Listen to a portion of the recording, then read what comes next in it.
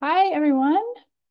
Welcome to Textile Talks. So happy to see you today. I am Emma Parker, and I am the project manager at the Quilt Alliance. Thank you so much for joining us, and you feel free to say where you're joining us from in the chat. If you'd like to, you're welcome to say hello and greet everyone. I'm so excited to see so many people connecting from all over. Today's program is called Quilt Story Road Trip. And we're going to take a little road trip through 6 different US states and listen to some quilt stories from quilters just like you from around the country.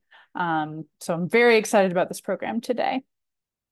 First, a little bit about Textile Talks. For those of you who are new, I see lots of returning names too. So thank you for coming back and joining us. It is a weekly series presented on Wednesdays at 2 p.m. Eastern in partnership with the Quilt Alliance and our other partners who are shown here, the International Quilt Museum, Sockwood, Studio Art Quilt Associates, and the Service Design Association. All the Textile Talks are recorded, so if you've missed previous talks or you'd like to go back and rewatch any talk, they're on YouTube, and I will have one of my colleagues put a link to that YouTube playlist in the chat now, so you can check those out. I work for the Quilt Alliance, which if you haven't heard of us, we're a national nonprofit, and our mission is to document, preserve, and share the stories of quilts and their makers. You can find out more about the Quilt Alliance and our oral history and quilt documentation projects at quiltalliance.org. Visit our website and learn more about what we do. We have a lot of amazing quilt stories that we've been doing this work for over 30 years. And you can consider also becoming a member to help support our mission to document, preserve, and share quilt stories. We really rely on community support as well as grants to carry out our important mission, but membership is a big part of making us able to do what we do. A quick note about Zoom is that if you have questions for me, we'll have a little bit of time later. We're going to watch a pre-recorded segment, and then I'm happy to answer any questions that we have in the Q&A box. You can also add chats, greetings, and that sort of thing in the chat box. There's a setting that will allow you to send your chat to everyone or just presenters. So if you'd like to share with the rest of the audience, you want to make sure to set your chat to everyone. And also we do have live captions today, which you can turn on and off using the CC button. If you're on a mobile device, you may have to exit and fiddle with your settings a little bit. You might just Google Zoom closed captions to figure out that setting. The recording today is in part pre-recorded, so I will turn the volume up as high as I can on my device so that it's sharing, but you might want to grab a pair of headphones or be ready to control the volume on your end as well. All right, so we'll get started. I'm especially excited about today's Textile Talk. As the Quilt Alliance's project manager, one of my favorite parts of the job is getting to travel to local quilt shows, local quilt guilds, and other community gatherings to demonstrate our projects and also document quilters where they create. I love getting to visit new places and see the quilts they're making there and how they're the same or different than quilts in other parts of the country, and also just to hear short snippets about like contemporary quilt making, the quilts we're making today, or also family quilts that people have brought out to share with us, the quilts that we live with and love every day. So today's program is called Quilt Story Road Trip because I felt like it had been a little while since we'd shared some of our most recent Go Tell It videos. And the Go Tell It video, the formula is very simple. It's one person talking about one quilt for up to 3 minutes. So it's one of our 2 flagship quilt documentation projects. The other is QSOS, an oral history project that's a longer form oral history project, usually an audio interview about 30 to 40 minutes long. So these are little snippets, and we're building this big archive of short videos that kind of document contemporary quilt making across the country. So we'll also see many of these I have filmed. We'll also see a few filmed by a guild in Massachusetts. They did them themselves, and I'll talk a little bit too about how you can do that with your guild or local community. When I started planning today's program, I thought my original plan was to include videos from across the country in the hopes of showing that we're really more, especially in a divisive time, more united than divided. We do have a growing archive of videos that are recorded from North Carolina to California. We also have Hawaii and Alaska, so truly the gamut, as well as I think about 5 or 6 countries outside of the United States. But once I started putting together videos, I thought maybe I would focus on some of our newer Go-Tell-Its that have been published in the past year or so and put a spotlight on them. So it's mostly places we've been recently, which unfortunately is not the full gamut of the country, but a lot of them are from community quilt days in Lower Appalachia, not far from our headquarters in Asheville, North Carolina. Many of you know that this area was recently devastated by Hurricane Helene with widespread flooding and incredible damage to a lot of Western North Carolina. So I feel especially lucky to share a few stories from that area in the mix. But we'll also visit Oklahoma, Tennessee, other parts of Western North Carolina, QuiltCon in Raleigh, North Carolina, Connecticut, and Kentucky. So don't worry if you're in the Midwest or the West Coasters, we've got more videos coming and we will do a spotlight on your area as well. You can also find almost 1,000 of these quilt stories, maybe more than 1,000 now. I need to check our numbers on our YouTube channel. So ask one of my colleagues to share that link as well. And I'll share it again at the end of the video. You'll see that the videos that I picked aren't necessarily well-known quilters that you might have heard of. And they may not, they're incredible quilts though, I think each of them. And they all tell a little story about everyday life and about quilt making, about family, about being bored, about finding inspiration. And I think you'll find some part of every story that resonates with you. So we're going to jump in. And as a reminder, the audio may vary a little bit because the video recordings vary. Tried to stabilize it as best I can, but feel free to turn your computer volume up and down as needed. All right, let's get started on our road trip. Hi, my name is Penny Powell, and I'm telling my quilt story at the Smoky Mountain Quilters Quilt Show, and today is June 21st, 2024. The name of this quilt is Coral Reef. It was made for my son and his now wife. They've been waiting on it for a year. I presented it to them and I said, you can have it or we can enter it in shows, and they were like, enter it in shows, and so I've entered it in several. The story behind the quilt is our family, we are scuba divers. And so the proposal came in Cozumel, Mexico on a scuba dive. So my intent was to recreate that moment, that day. So when you look at the quilt, it's supposed to remind you of the Caribbean waters and looking over the side of a dive boat and what you may see in the different formations. And you know, if you look at the quilt, the waters aren't all, or the colors aren't all the same. We have all these different variants of blues and greens, and that's how it is in the Caribbean. It's not just one fluid color or just one solid. It is more fluid, and you may look out in the horizon and see a different hue of blue. But anyway, I worked on it for less than a year.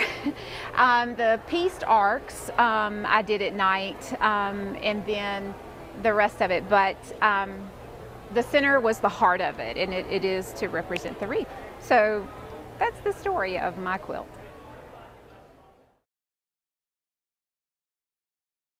Hi, I'm Frances Al Smith, and I'm telling my quilt story at the Museum of the Cherokee Indian in Cherokee, North Carolina, and this is March the 18th, 2023. This quilt, I used to live in New Mexico and was a member of a quilting bee called Quilts Anonymous, and this was one of our group quilts.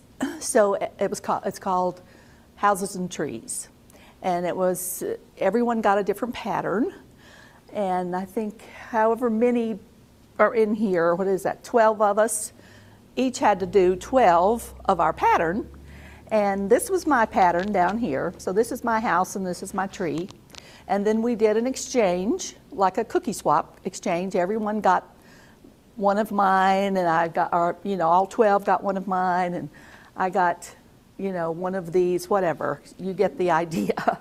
But it was one of the first group quilt challenges I ever did, and I was very young in my quilting back then, and the other ladies were much more experienced, I felt.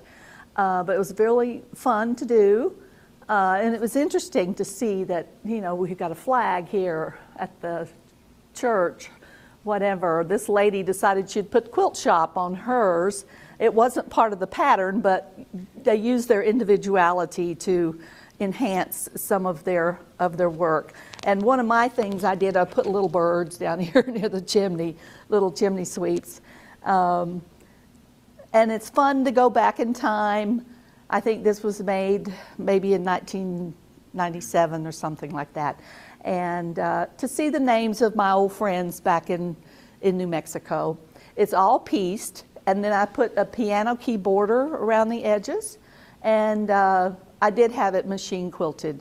You can see the pattern in the machine quilting. But it was a fun thing to do, and it brings back lots of good memories from my time in New Mexico. My name is Angie Lamry. I am telling my quilt story at the Community Center Day, at the Community Quilt Day in Leicester, North Carolina. Today is Sunday, April 23rd, 2023. This is a quilt pattern that I wrote called Love Fills the Spaces.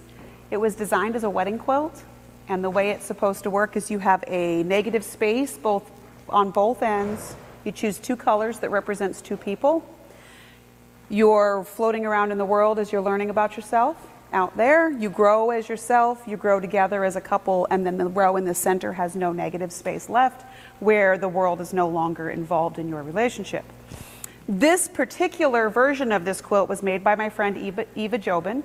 I designed the quilt, I quilted the quilt, and then I turned it into a wall hanging version that is half-size logs. So this quilt is the wall hanging version of this quilt. These are 1-inch finished logs. These are half-inch finished logs. So if math confuses you, this is why. This is the wall hanging version that I made. It's the exact same pattern. The only difference is these are half-inch logs. So if you don't want to make a bed quilt, you can make it as a wall hanging instead.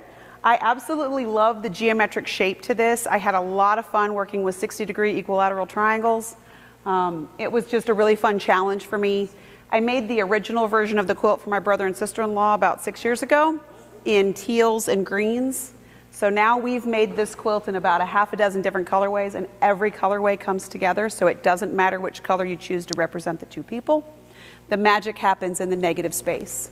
So this has been a labor of love for me for multiple reasons, not only making it for people that I love, but watching other people make the same pattern for people that they love. I'm a big proponent that quilting is good for your mental health. Quilting is one of my love languages, so I want to help other people learn how to make quilting their love language as well. So this is my version. Hi, my name is Anne-Marie Miro, and I'm telling my quilt story at the Smoky Mountain Quilters Quilt Show today, June 22nd, 2024. My quilt here is called Flowers from Kansas. I actually bought the quilt top on eBay. I have no clue who made the top. When I got the top, I realized it was meticulously put together, and it became my mission to complete this quilter's journey.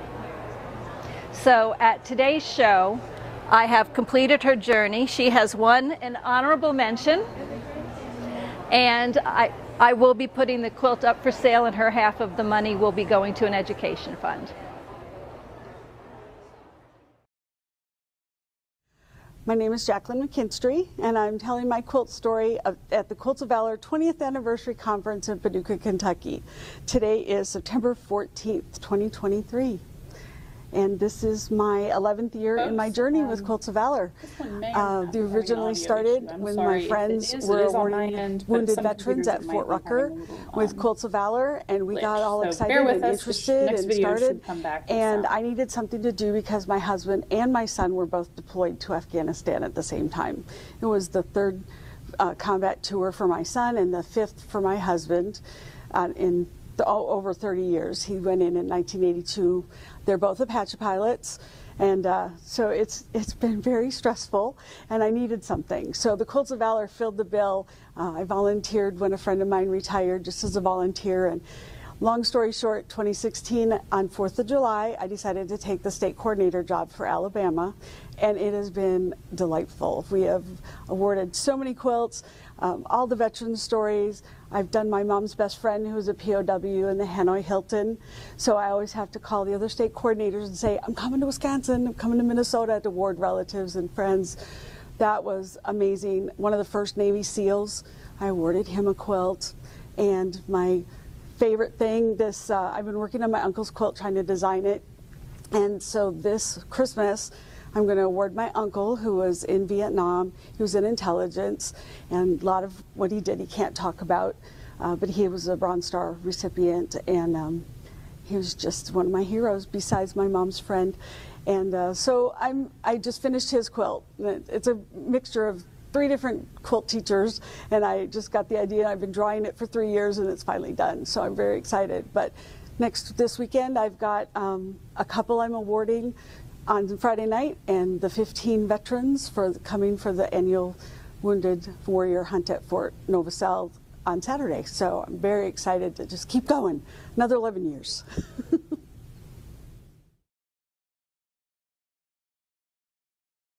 Hello, I'm Joshua Dunn. I am in Raleigh, North Carolina on February 22nd here at QuiltCon. I am here to tell you about this quilt behind me. It is not a quilt I made myself, it's one I had finished. It was pieced by my mother. She used a brother sewing machine to put it together. She was more into the quilt work though by hand, so this is really unique to her style. I don't have a name for it, so I've been affectionately calling it Stars in Every Corner. My favorite part is that I remember her piecing all of these stars, or at least most of these stars, on her sewing machine. These are leftover scraps from other projects that she's done over time. The reason this quilt holds so much, I guess, legacy and warmth for me is that it wasn't just myself that really brought it to the finish line. It was a community of quilters. There was a long arm quilter in Haw River, the Stitchmeister quilter, Gail Von Hone is her name, who did the Panto quilt pattern here. And then to do the binding on the quilt was my local quilt shop, Calla Lily Quilts. The quilter was Anna. So it really just brought all these hearts together to really get this quilt to this beautiful, special hug that I can have for the rest of my life. I will remember my mom very affectionately, not just for the quilt that she made, the warmth this will bring me for years now. Thank you so much for listening to my quilt story, and I hope you like Denise Gunter's quilts. Hi, I'm Elizabeth Coviello, and I live in Saugus, Massachusetts, and I belong to Nimble Thimblers in Wakefield. I've been a member about 2 years now, and the ladies haven't got to see this quilt yet because I've been a little shy at showing it. But I made it, I was inspired to make it for my mother because she loved to garden, and reminded me of all her beautiful flowers, and us sitting at the table watching the stars at night and spending time with her. It's cotton with a wool applique, the buttonhole stitch on it, and it was very fun picking out all the colors and seeing how all the harmony. It was my first scrappy quilt I ever made, and I'm very, very proud of it. And I love to show it off.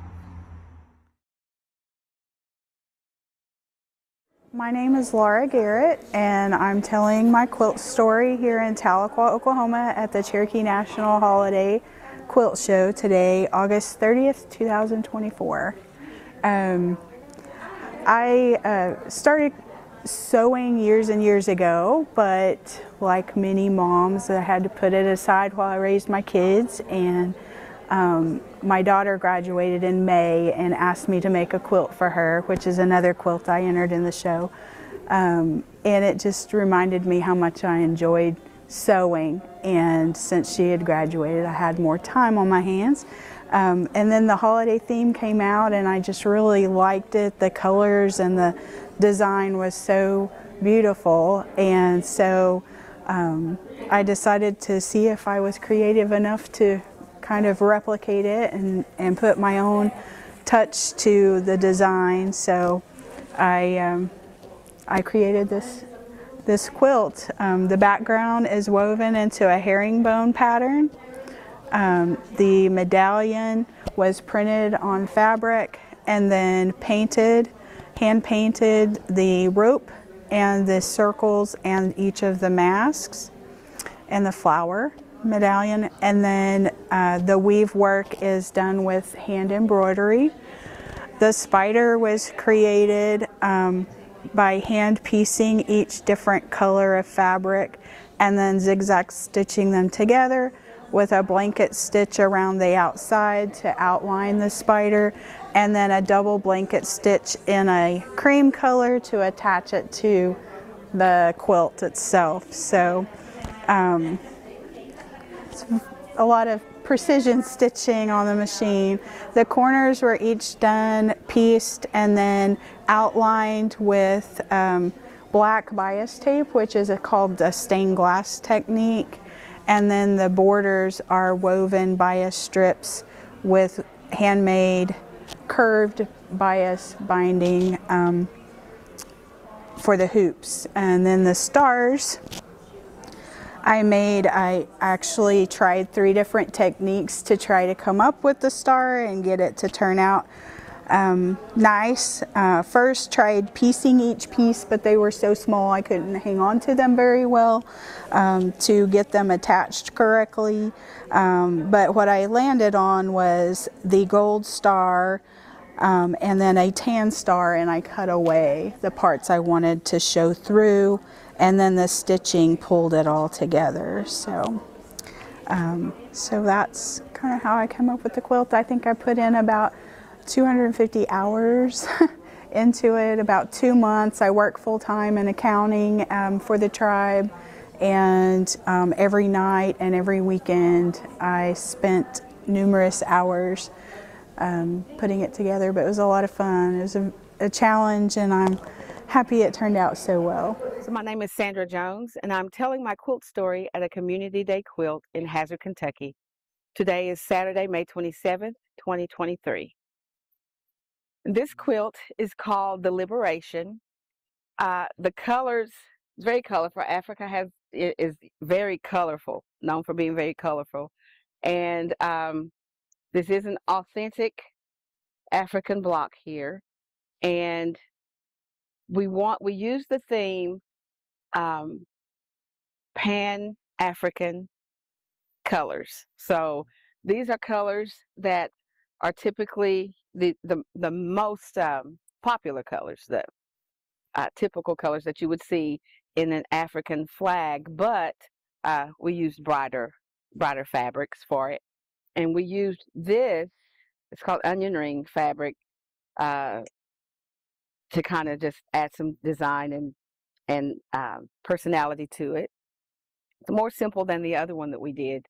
Not as large, but we had a lot of fun doing this quilt. And from that workshop, we've got like 5 or 6 other people who are wanting to make their own quilts now. So, but pretty simple story behind this one. So that's really about it. But we do have, I did use the back. It's kind of like its own quilt. So it's like 2 quilts in one, kind of. So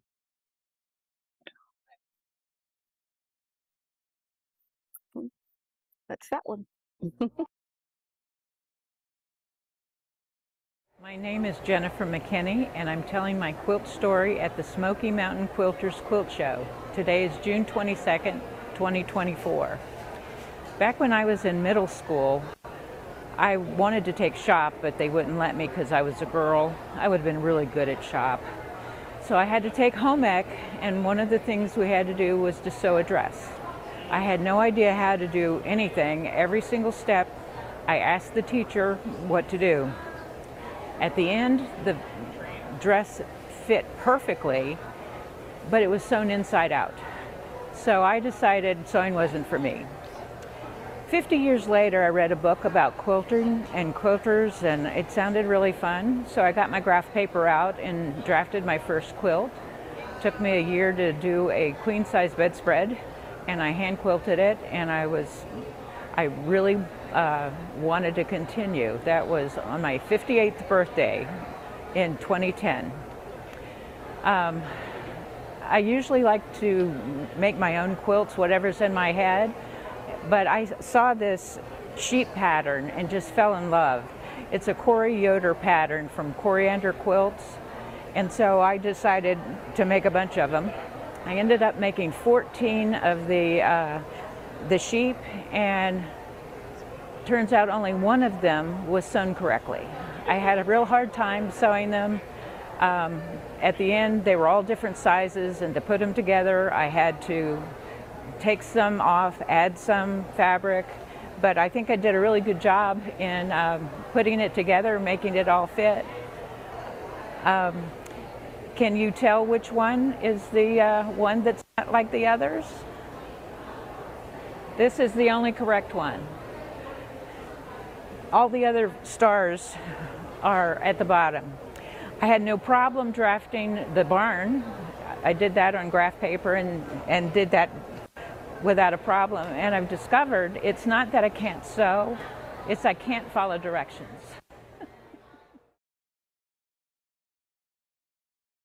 Hi, I'm Becca Prophet, and I'm telling a quilt story at the McKinney Center in Jonesboro, Tennessee. Today is Saturday, May 6, 2023.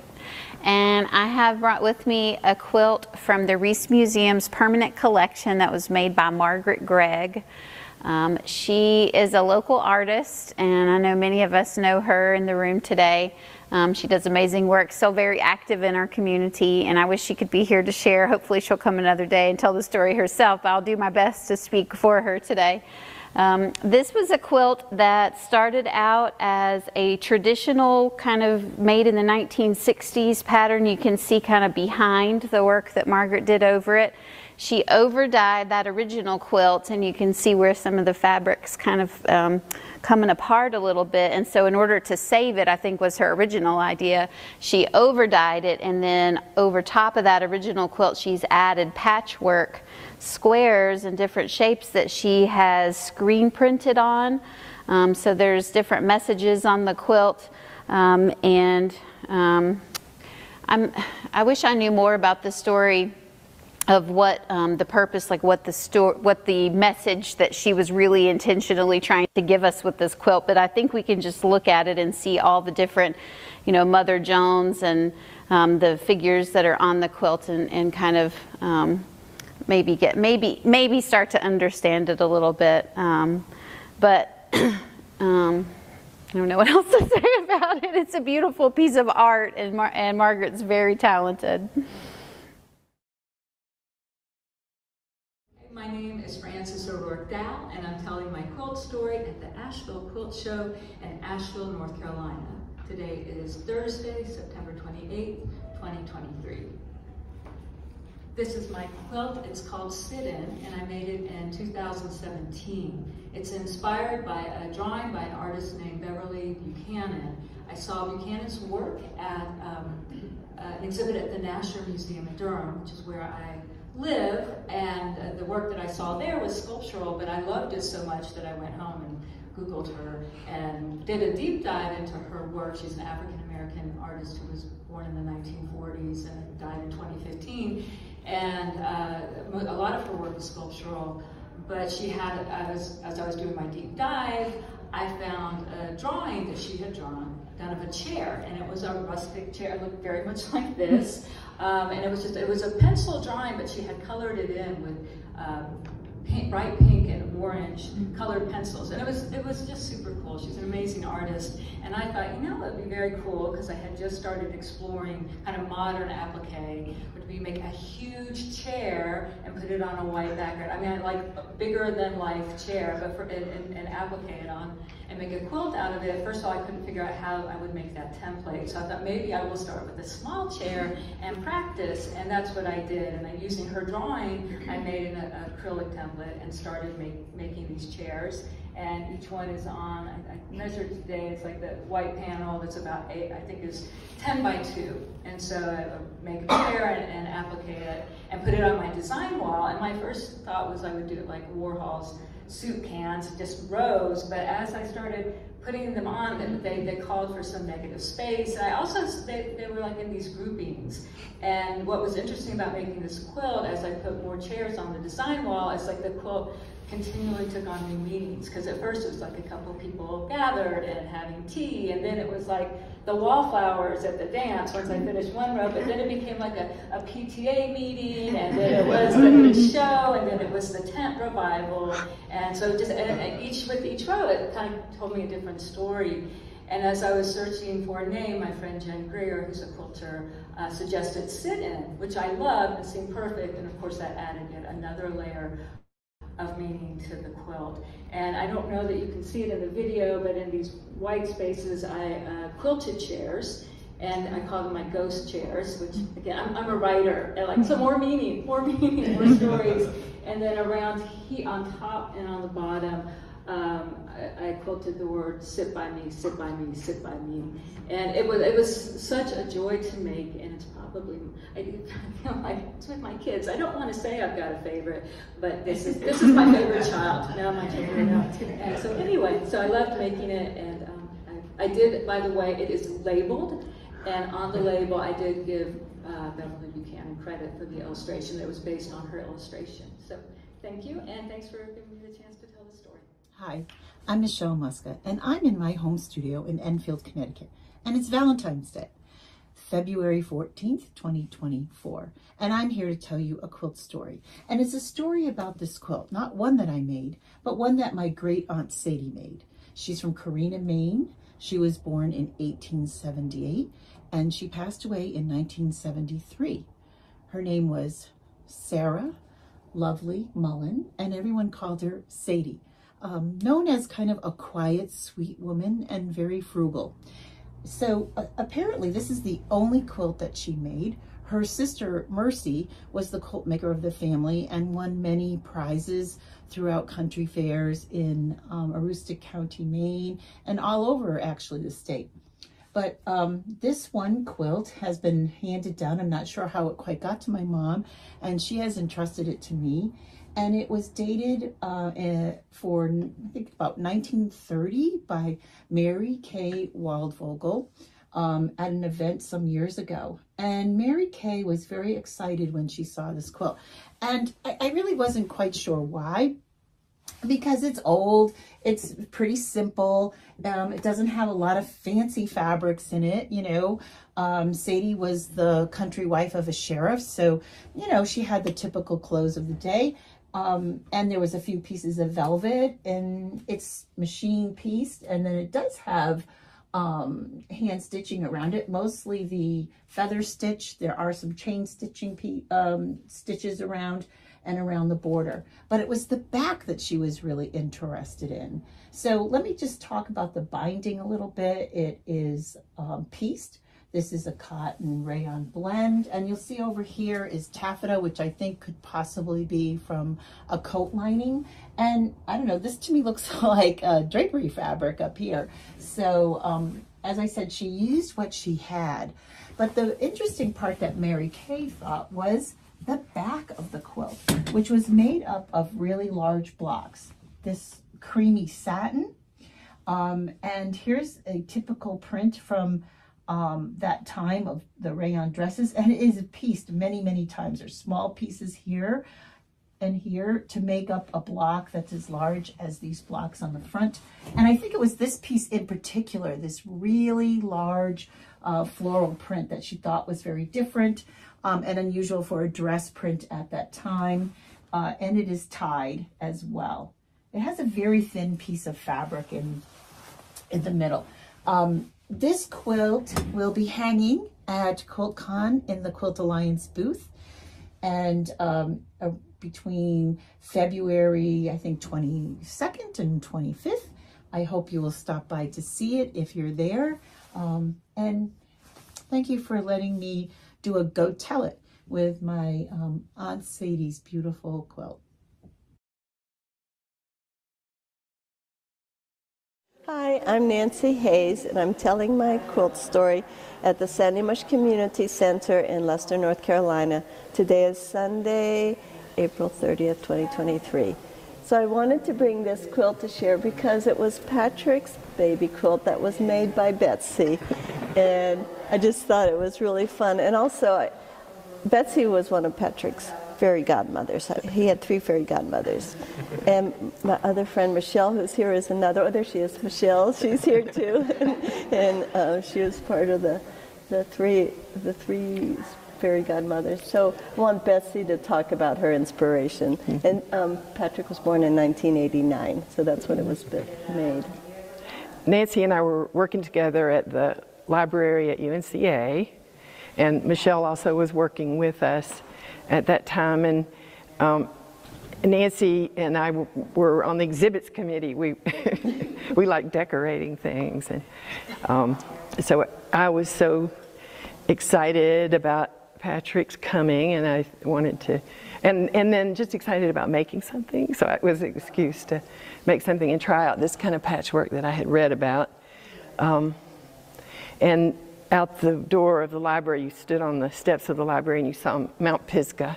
So that was the mountains. And then the balloon idea was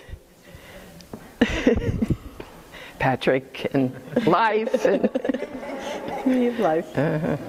And the sun became a spider web, and that was how the quilting happened, and with some clouds. So that worked out well.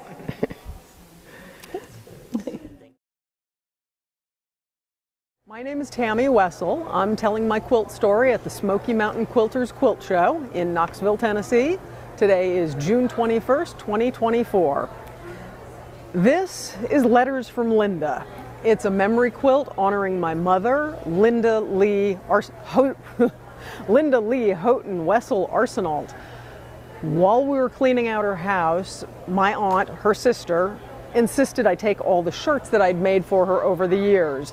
And her shirts are the flaps of all of the envelopes, because she loved celebrating every holiday. You can see we've got St. Patrick's Day and the 4th of July and a bunch of other holidays in here, along with anything seaside she absolutely loved, and her flip-flops and just all kinds of themes that she loved, along with anything purple, hence the backgrounds and the borders.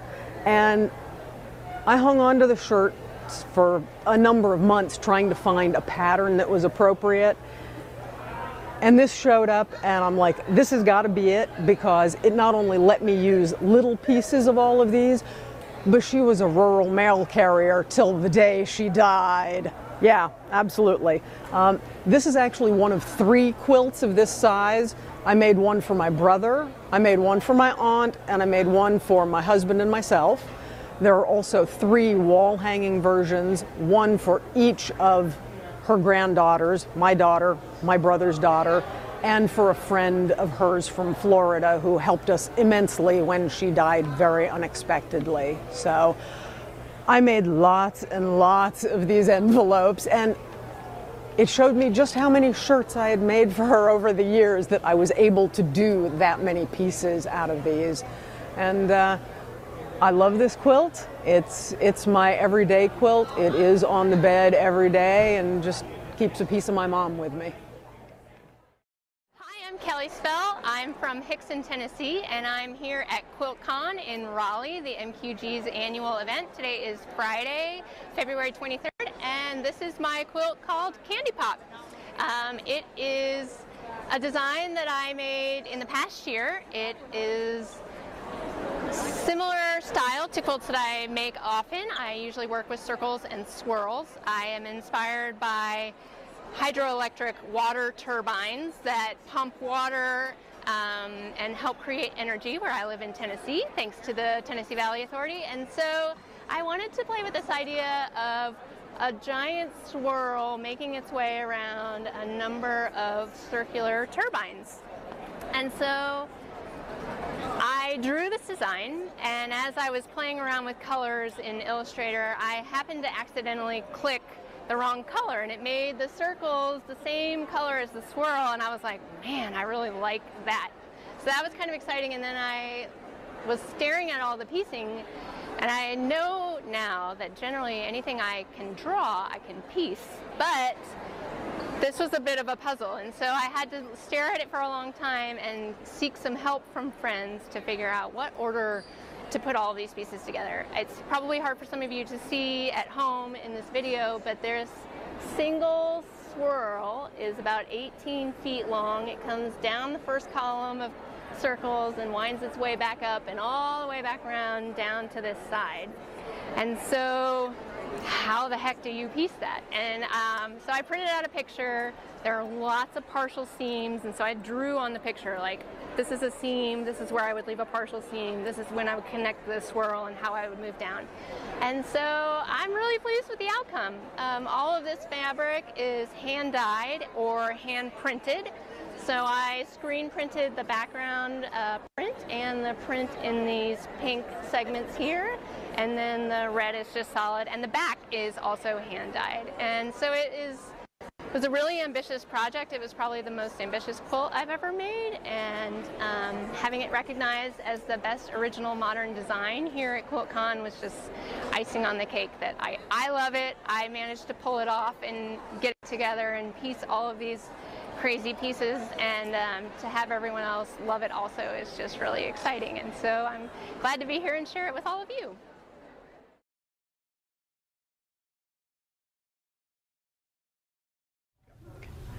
My name is Lori Thompson, and I'm telling my quilt story at the Quilts of Valor 20th Anniversary Conference in Paducah, Kentucky. Today is September 14, 2023. And it's particularly special for me because I'm serving as the executive director currently for the organization. And it's been a privilege to meet quilters across the U.S. and wrap our service members and veterans. I'm excited to tell my quilting story. I came into quilting later. I was a garment sewer for years, 4-H kid who learned how to sew, studied clothing and textiles in college, and then went a different direction. And then got into quilting 7 years ago when my friend got a long arm. So I have to credit the long arm for getting me into quilting. Once my friend had the long arm and quilting felt easier, I was hooked. I just didn't want to do quilts on a domestic machine. That was a little intimidating.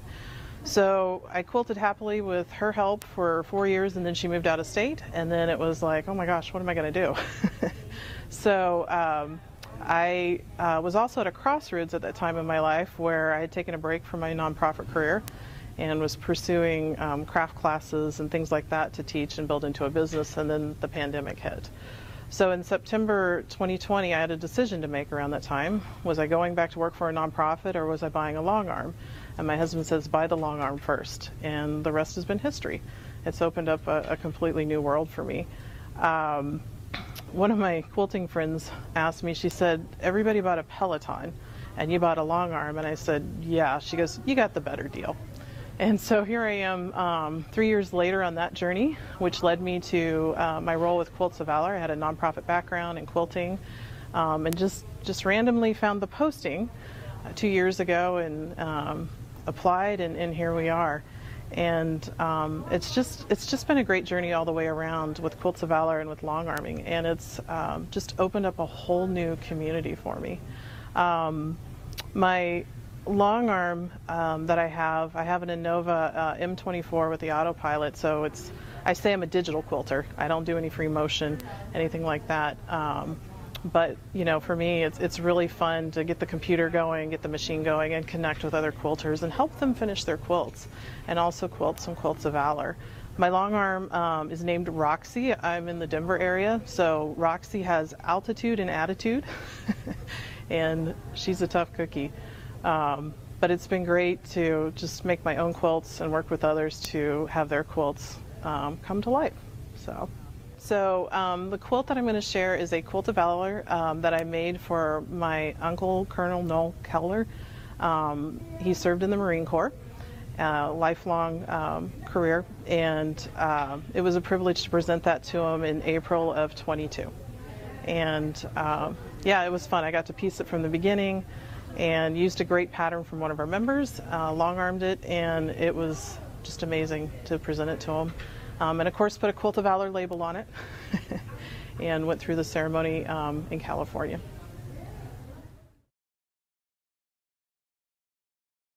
Hi, my name is Jean Hansen, and I'm a member of the Nimble Thimblers Quilt Guild in Wakefield, Mass.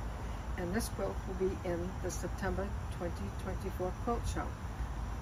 This quilt came about because of our lockdown and COVID.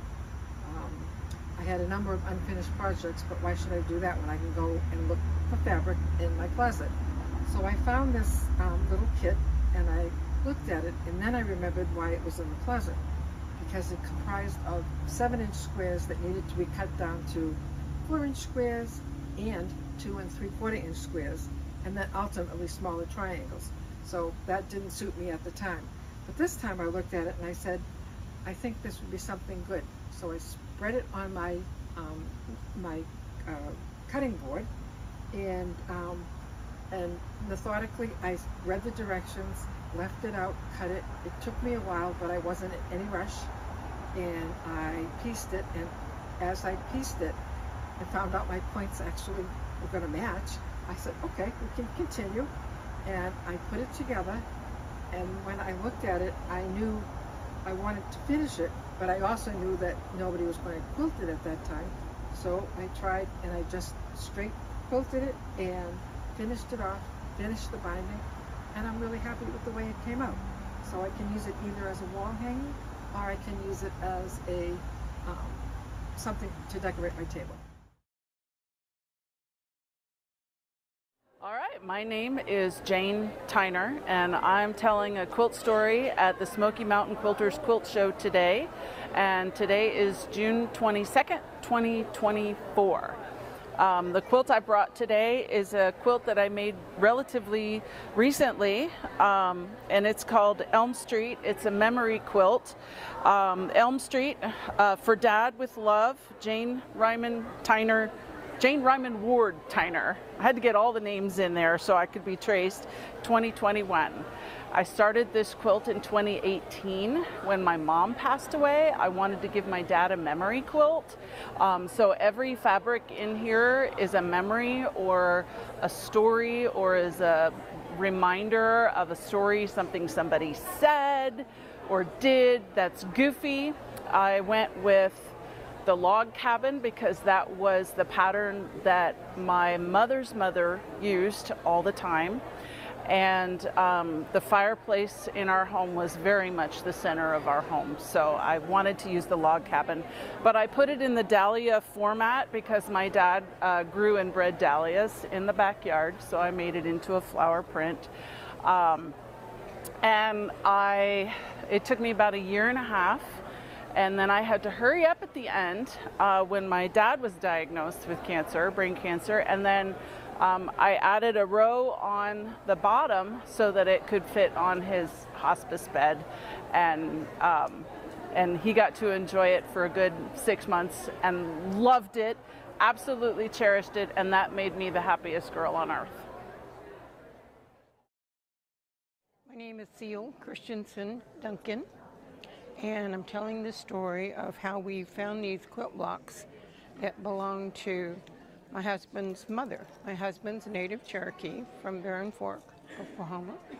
And all of these blocks were in an old trunk that we discovered about 3 years ago, and decided, hey, we need to put this together and hang on to it for history.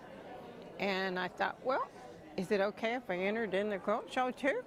Well, apparently it was okay to enter in the quilt show. My husband's mother was Florence Duncan, and this is her right here. And these are all his aunts and ladies of Adair County and from Barren Fork, Oklahoma. My name is Sally Williams. My maiden name is Clausen, and my mother's family was scrapers. And today I was looking at all the beautiful quilts in this show and came across one that just really stunned me, because I started looking at the blocks and realized that several of the names were my family.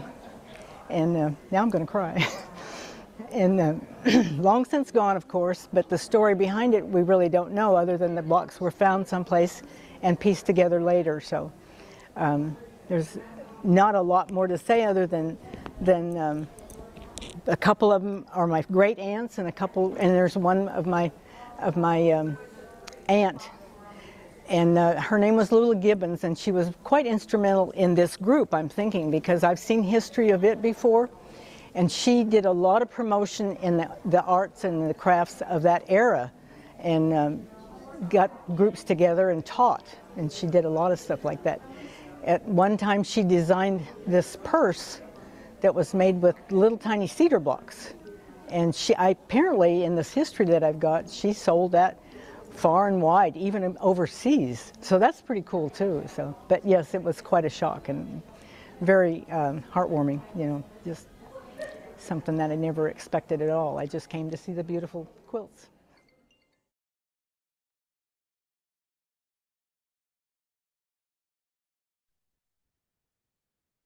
So I hope you enjoyed this little road trip. I really think these videos, that was just a total random sampling, but there's a mix, right? There's award winners, there's quilts that probably have never left a bed other than to have their story told.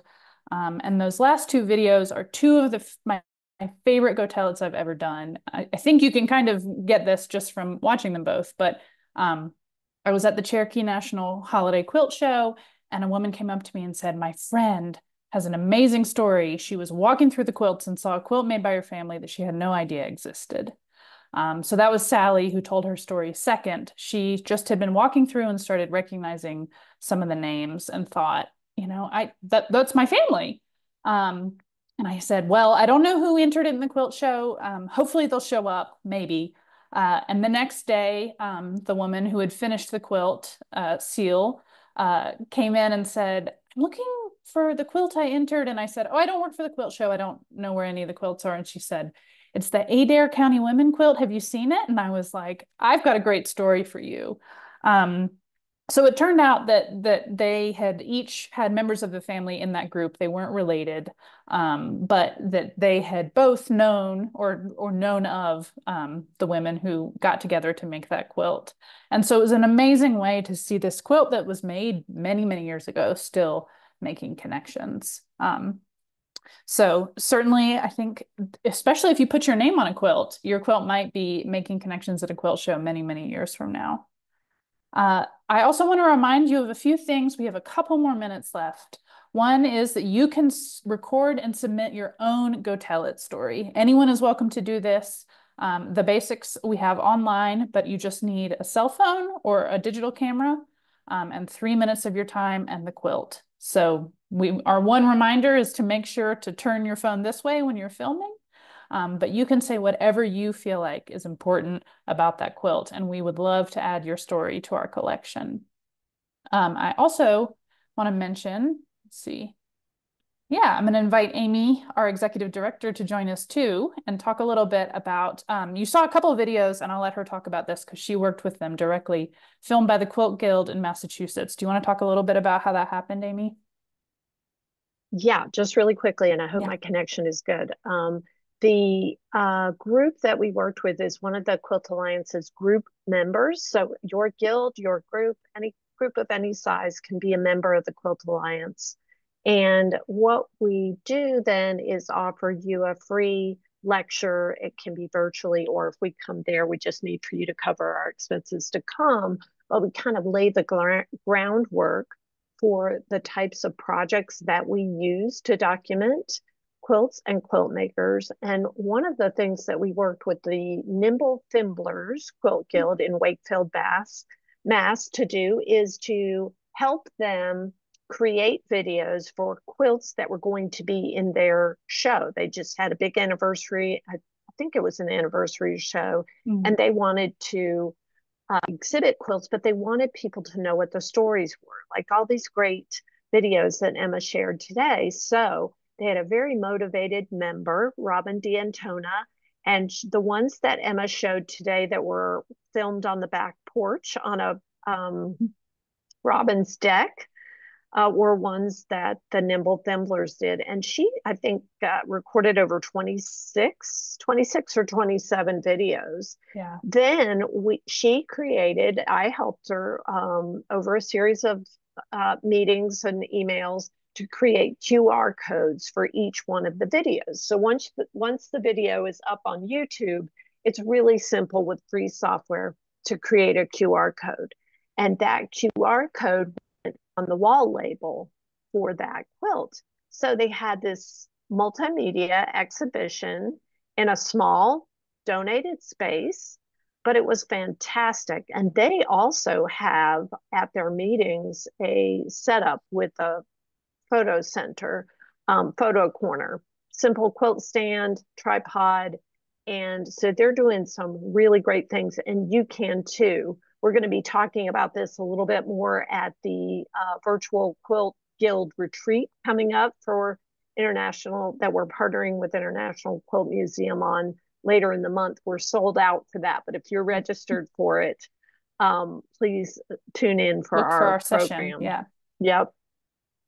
Awesome. Yeah. So you can learn more about Quilt Alliance Guild membership or group membership, as well as individual membership at the link below. And one final shout out is that you could see yourself on a future Textile Talk. We are featuring Quilt Alliance member stories on an upcoming Textile Talk in November. So if you're a Quilt Alliance member already, or you're interested in joining, it starts at just $30 a year, which is $2, I did the math, $2.50 a month. So less than a cup of coffee, at least where I live. You can get a lot of great member benefits and also submit a story to us. So there's more information about that in the member newsletter. And I think that's about all we have time for today. So feel free to get in touch. My email address is qsos@quiltalliance.org, and I'm happy to help you record a story if you have questions. Please join us next week for the Max Burke Textile Collection with curator Dr. Christine Scherer, and that's presented by Sakwa. I hope we'll see you there, and I hope you all have a wonderful day. Thank you again for joining us on this little road trip. I hope we can do it again sometime, and I'll bring snacks. All right. Thanks, Emma. That was Thanks. great. Yeah, thanks, everybody.